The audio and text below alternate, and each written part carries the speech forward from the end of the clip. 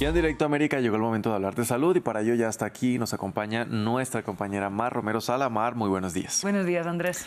Mar, vamos a empezar en Estados Unidos, concretamente en el estado de Florida. El republicano Ron DeSantis aprobó más leyes que prohíben algunas terapias para personas trans. Cuéntenos. Sí, es una noticia que desgraciadamente vamos repitiendo también a lo largo del tiempo, ¿no? Esta vez el objetivo han sido las terapias generalmente conocidas como servicios de afirmación de género, es decir, todas esas terapias que ayuden a personas trans a verse como ellos desean verse, ¿no?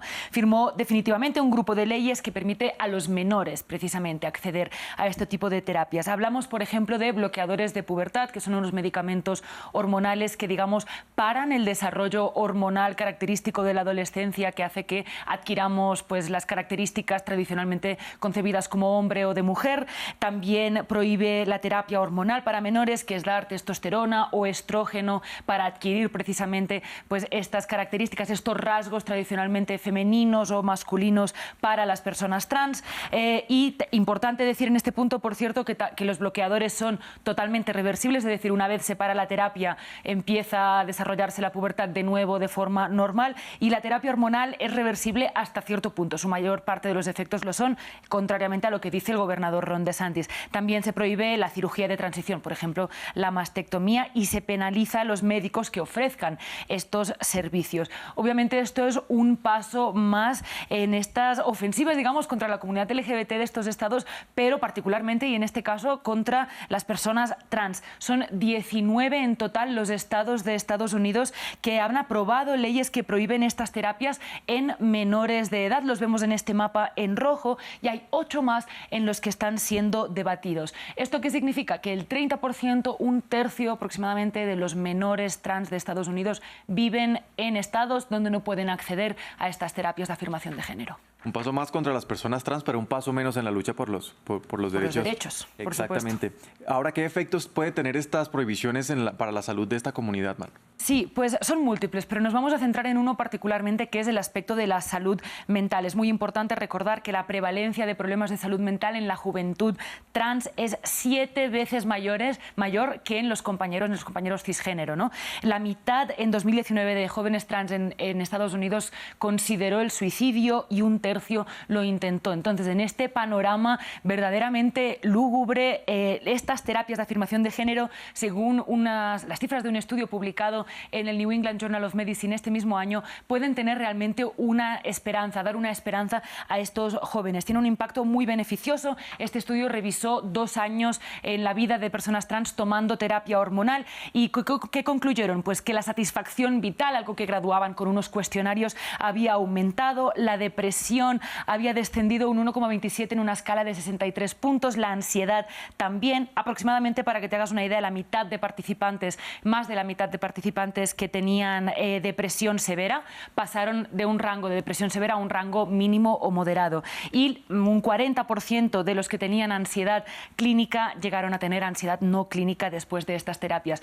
Para terminar con este bloque, Andrés, también es importante decir que este tipo de terapias hormonales no es que se consigan como en una máquina vendedora, expendedora, no es tan fácil, sino es un acompañamiento médico de años aprobado por la Academia Estadounidense de Pediatría y de Psiquiatría, es decir, que tienen un aval amplio, generalizado en la comunidad médica. Mar, vamos a cambiar de tema, vamos a ir a Dinamarca. Un grupo de investigación quiere mejorar la información sobre los abortos espontáneos. Sí, Andrés, los abortos espontáneos son estos que suceden, ¿no? La pérdida de un embarazo que sí era deseado, y lo que han hecho es coger la prueba de sangre que normalmente se hace en una pérdida de un embarazo a partir de la semana 10 de gestación. Están demostrando que da información también muy importante antes de eso, ¿no? Cuando los embarazos se pierden a partir de la 5ª semana de embarazo. Con esta muestra de sangre lo que pueden es secuenciar el ADN del feto, del bebé que se iba a tener, y revisar si hay alguna anomalía en los cromosomas. Estas anomalías suelen ser responsables del 50-60% de las pérdidas aproximadamente. Y si no es así, revisar entonces por qué es que ha sucedido. Escuchemos a una de las investigadoras. Los separamos en dos grupos, los que tienen una causa de aborto y los que tienen una causa desconocida. Ahí podemos empezar a hacer preguntas. ¿Es esto? ¿Es lo otro? Creo que los años que vendrán son muy emocionantes porque tendremos buenos datos de contexto para contestar bien a estas preguntas sobre los abortos espontáneos, la reproducción y la salud de las mujeres en general. Ahora, Mar, ¿qué opinan al respecto de las personas o las mujeres, las personas gestantes que han pasado por estos abortos espontáneos? Pues la verdad, tienen opiniones muy esclarecedoras, una de ellas recogidas por la agencia AFP que hizo este reportaje. Escuchémosla también.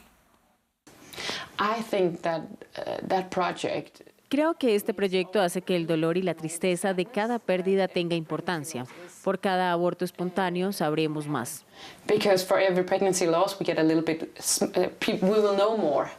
Y podemos usar las pérdidas para algo más. Creo que este proyecto me da esperanza de que menos mujeres deberán pasar por lo que yo pasé.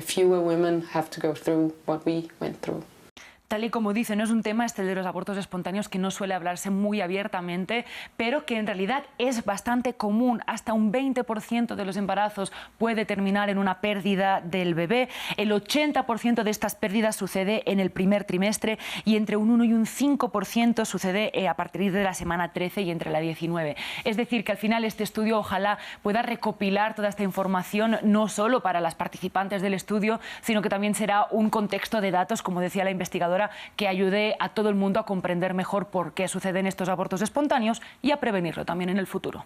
Así es, Mar. Muchas gracias por la información sobre la salud. Mañana nos vemos con un nuevo repertorio. Mañana volvemos.